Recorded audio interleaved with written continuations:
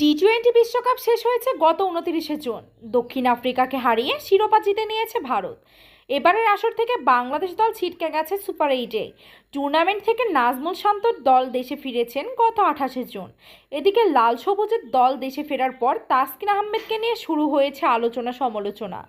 Super 8-এ ভারতের বিপক্ষে ম্যাচের দিন ঘুম থেকে দেরিতে ওঠার কারণে তিনি খেলতে পারেননি, এমন সংবাদ প্রকাশিত হয় গণমাধ্যমে প্রকাশিত খবরে জানা যায়, ভারতের বিপক্ষে ম্যাচের দিন ঘুম থেকে উঠতে দেরি করেছিলেন তাসকিন আহমেদ।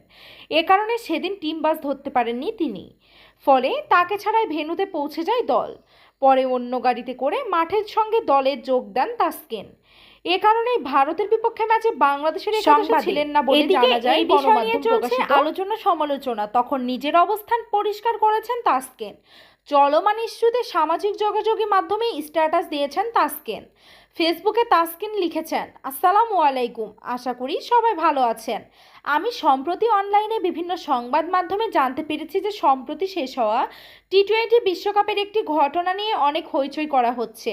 প্রথমত আমি সবাইকে জানাতে চাই যে বেশিরভাগ সংবাদ এবং তথ্য যা ছড়ানো হচ্ছে তা কেবল গুজব, এবং আমি আশা করি